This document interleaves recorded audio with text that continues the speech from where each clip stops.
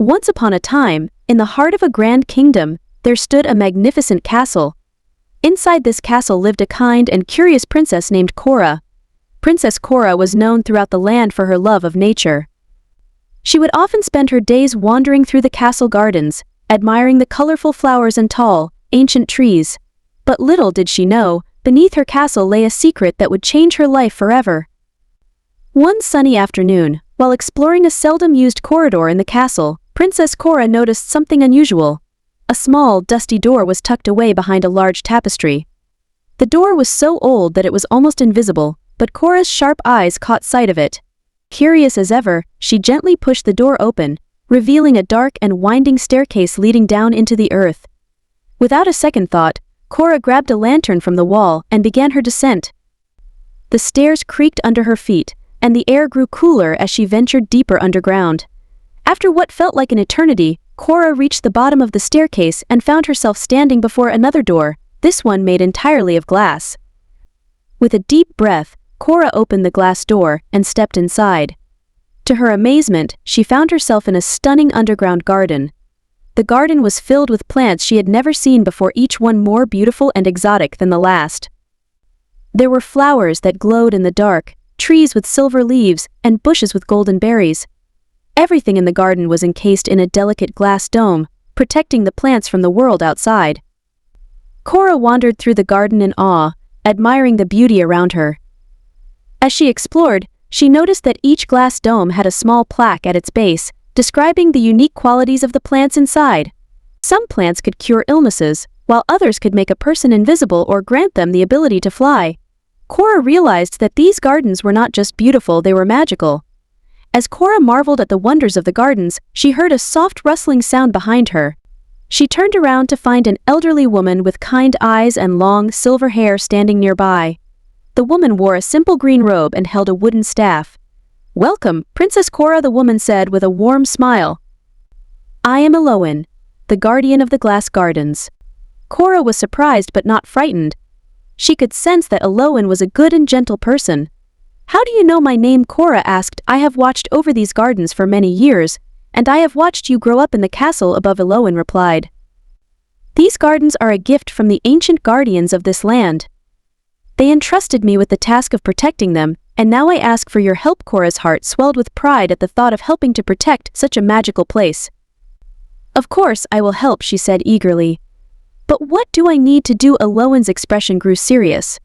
"There are those who would seek to harm these gardens for their own gain," she explained. "A group of treasure hunters has learned of the garden's existence, and they plan to steal the magical plants to sell them for a great fortune. If they succeed, the gardens will be destroyed, and their magic lost forever."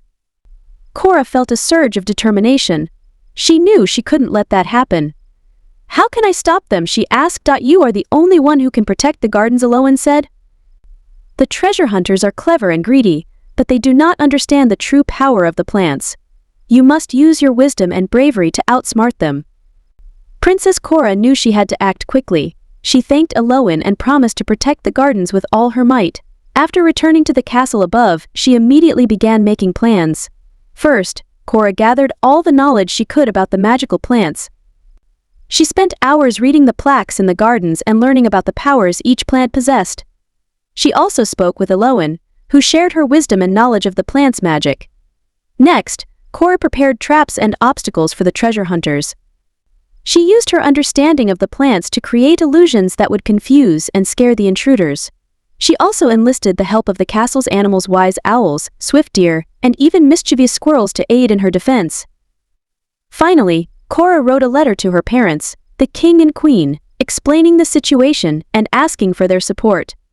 She knew they would understand the importance of protecting the gardens and would do whatever they could to help. A few days later, just as Elowen had warned, the treasure hunters arrived at the castle.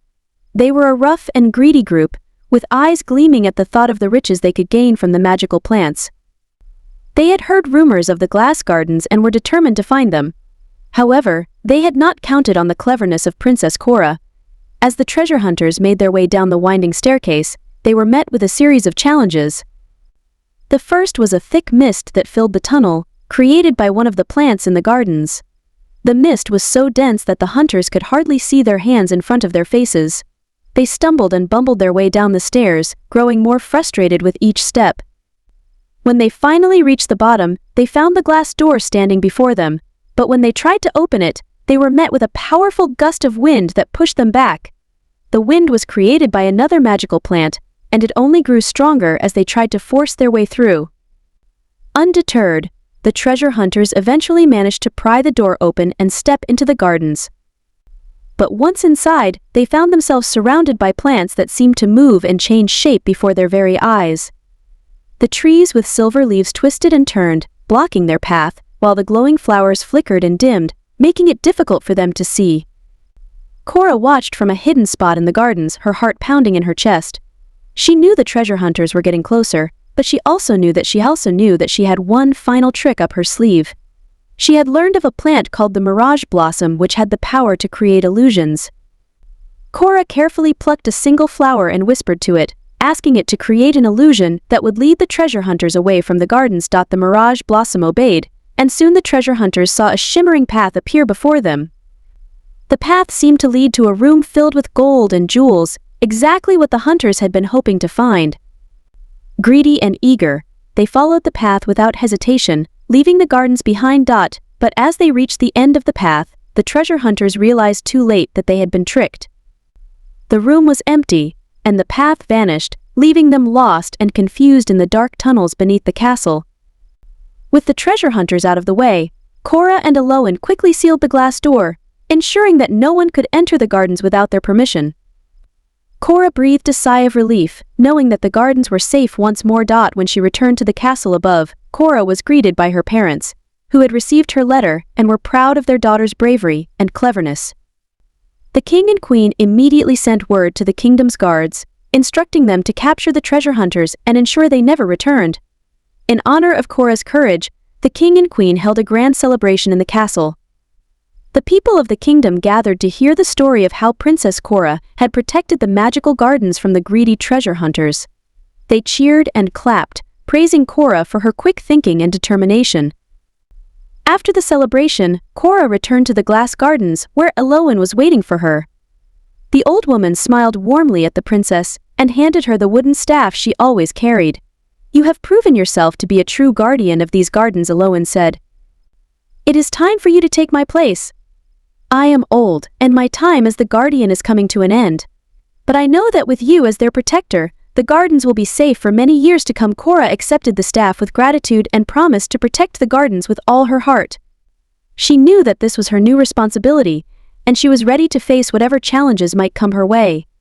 From that day on, Princess Cora became the new guardian of the glass gardens. She continued to care for the magical plants, learning more about their powers and discovering new ways to protect them. With the help of the animals and the wisdom she had gained, Cora ensured that the gardens remained hidden and safe from those who would seek to harm them. The glass gardens flourished under Cora's care, and the people of the kingdom marveled at the beauty and magic that lay hidden beneath the castle. And though the treasure hunters were never seen again, stories of the gardens and their brave guardians spread far and wide, inspiring generations to come. And so, Princess Cora lived happily ever after, knowing that she had protected something truly special and magical. The glass gardens remained a secret, a hidden wonder that only the kindest and wisest could ever hope to find.